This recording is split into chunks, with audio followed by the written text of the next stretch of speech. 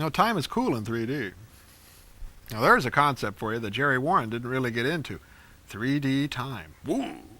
Well, I don't have another Jerry Warren for you film for tonight, but I certainly have a film that's really going to be, I think, a treat for you. After I was done watching this film, I was quite exhausted from the great beauty. Now, it's not a 3D film, The Devil's Commandment, 1957, but the original title is I, Vampiri.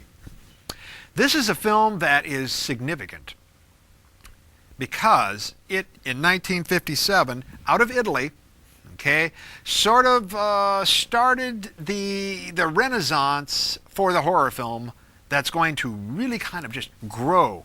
Now, a lot of times we think of the Hammer films like the Frankenstein series and the Dracula series that appeared at the end of the 50s as sort of brought to the screen again a whole pile of horror films.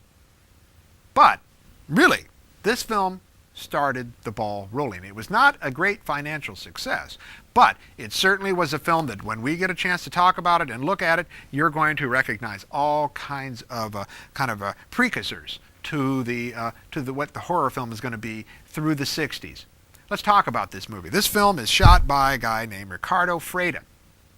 Riccardo Freda, we have a couple other films of his in our vaults that you will be seeing, The Terror of Dr. Hitchcock, and likewise The Ghost, which is the sequel to Terror of Dr. Hitchcock. So you can be seeing those down the pike. This film, in tradition of Riccardo Freda, it's got a little bit of some strange story going on. This is actually the story of Countess Vampiri, kind of set into a modern context. If you know the story of Vampiri, she was a woman who believed that she would be kept young by blood of women. And the blood would be brought to her and she would bathe in this blood and so on, and that would keep her young. Well, in this story, we have this woman, this countess, who also believes that, and actually does, it does occur, that through transfusions of blood from young women, she is able to be kept young. Now, how does she get this blood? Well, she has this doctor, okay, this scientist, who has created this this device that allows her to stay young, and he goes out and gets the blood for her and puts it into the countess. Now, what's interesting is that he is infatuated. He's in love with this countess. He will do anything for her. But, ironically, she will have nothing to do with him. She was repulsed by his touch. So you already have an interesting angle. Likewise, he doesn't personally go out and get the young girls himself. They keep a drug addict, okay, in their laboratory and keep him sort of under the influence, if you will. And in order for him to get his fixes, he seems to be a heroin addict. In order for him to get his fixes, he has to go out and kill somebody and bring them into him, and then they'll take care of it. Talk about twisted. You've got some twisted shenanigans going on here. You do this for me, and I'll do this for you, and so on all down the line, and they take care of each other. The story, okay, great, interesting twists in the story, but beyond that, the film looks beautifully. The sets, when you get into the Countess's palace or mansion or whatever it is, boy, it looks like things right out of one of our great films that we like on this show, and we show it all the time, Black Sunday. Now, why does it look like that? You know who the cameraman on this film is? None other than Mario Bava, who's going to go on to do Black Sunday. It's got that nice black and white crispness and look, and a capturing of a macabre, and great tracking camera shots going through elaborate caves and tunnels, very beautifully lit with a lot of low-key lighting and things like that. Oh, it's beautiful.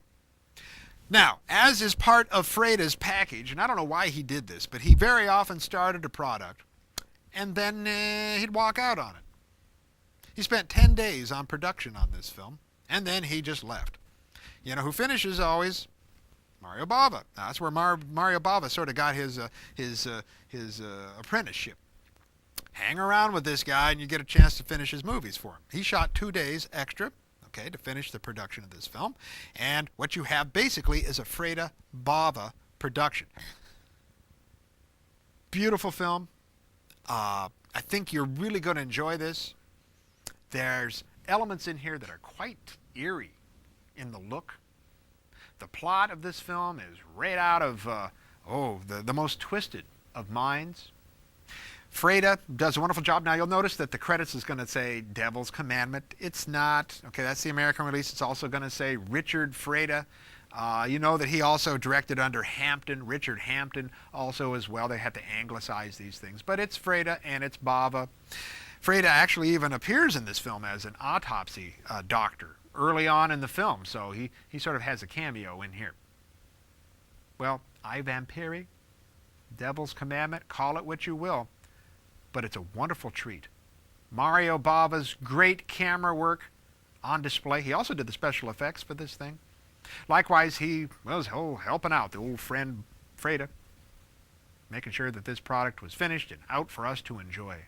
1957, Devil's Commandment, I Vampiri, or Mario Bava and Freda working at their height. Roll 'em, Smokey.